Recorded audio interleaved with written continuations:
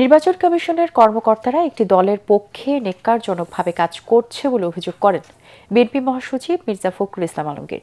সন্ধ্যায় প্রধান নির্বাচন কমিশনারের সাথে বৈঠক শেষে তিনি অভিযোগ করেন, পোস্টাল ব্যালটে একটি দলকে বিশেষ সুবিধা দেওয়া হয়েছে।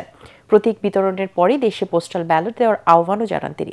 এদিকে নির্বাচনে পোস্টাল ব্যালটের ভাঁজে ধানের শীষ রাখা সহ ৩টি বিষয়ের প্রতিবাদে নির্বাচন কমিশনের বাইরে অবস্থান নিয়ে বিক্ষোভ করছে ছাত্রদল। মুশফিকুর রহমানের রিপোর্ট। ত্রয়োদশ জাতীয় সংসদ নির্বাচনে পোস্টাল ব্যালটে ইসির পক্ষপাতদুষ্ট আচরণ ও প্রশ্নবিদ্ধ সিদ্ধান্ত সহ ৩ দাবিতে বেলা 11:30 থেকে আগারগাঁওয়ে নির্বাচন কমিশন ভবন ঘেরাও করে অবস্থান কর্মসূচি পালন করে জাতীয়তাবাদী ছাত্রদল। ব্যালট পেপারের মধ্যে ধানের শীষের প্রতীক এমন একটি জায়গা দেওয়া হয়েছে, এটা খুব অবমাননা করা হয়েছে। ব্যালটগুলো দেশের বাইরে পাঠানো হয়েছে। একজন নির্দিষ্ট মানুষ গিয়ে প্রায় 50 জন 100 জনের পোস্টাল ব্যালট নিয়ে যাচ্ছে এবং ফোন করে করে ফোনের মাধ্যমে অন্যজনের ভোট নিজেরা দিচ্ছে। এটা একটা বিতর্কিত প্রসেস। জামাতে ইসলামকে অতিরিক্ত সুবিধা দেওয়ার জন্য ব্যালট পেপারে ধানের শীষকে আবার শেষের দিকে দিয়ে যেই অপচেষ্টা করা হয়েছে। এ সময় ছাত্রদল সভাপতি রাকিবুল ইসলাম রাকিব অভিযোগ করে বলেন, একটি রাজনৈতিক গোষ্ঠীর চাপের মুখে দায়িত্বশীল ও যৌক্তিক সিদ্ধান্তের পরিবর্তে হঠকারী ও অদূরদর্শী সিদ্ধান্ত নিচ্ছে ইসি। আহ্বান জানাচ্ছি, সব ধরনের ষড়যন্ত্র আপনার মোকাবেলা করতে হবে, সমর্থ থাকতে হবে।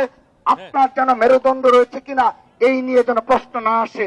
ইতিমধ্যে সেই প্রশ্ন চলে এসেছে সামনে।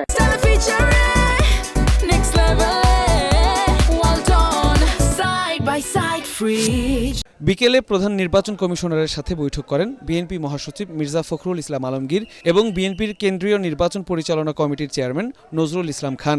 পরে সংবাদ সম্মেলনে বিএনপি মহাসচিব বলেন, পোস্টাল ব্যালট পেপার সঠিক নয়, এতে একটি দলকে বিশেষ সুবিধা দেওয়ার অভিযোগ করে মির্জা ফখরুল বলেন, ইসির সিনিয়র অনেক কর্মকর্তা একটি দলের হয়ে কাজ করছে।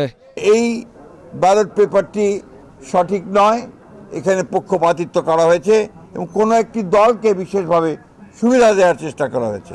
বিভিন্ন নির্বাচনী এলাকার রিটার্নিং অফিসার, সহকারী রিটার্নিং অফিসার, পুলিশ সুপার, থানা ভারপ্রাপ্ত কর্মকর্তা সহ অন্যান্য কর্মকর্তাবৃন্দ একটি দলের পক্ষে কিছু ন্যাক্কারজনকভাবে কাজ করছে বলে আমরা অভিযোগ পেয়েছি।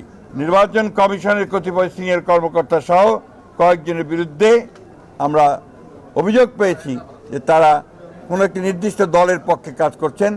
আমরা সে বিষয়ে ব্যবস্থা গ্রহণ করার জন্য তাদেরকে অনুরোধ করেছি। এদিকে জাতীয় সংসদ নির্বাচনের মনোনয়নপত্র বাছাইয়ে আপিল শুনানি শেষ হয়েছে। মঙ্গলবার প্রার্থিতা প্রত্যাহারের শেষ দিন। এরপর বুধবার চূড়ান্ত প্রার্থীদের মধ্যে প্রতীক বরাদ্দ করবে ইসি। প্রতীক বরাদ্দ শেষে বৃহস্পতিবার থেকে শুরু হবে প্রচারণা। মুশফিকুর রহমান, ATN বাংলা, ঢাকা।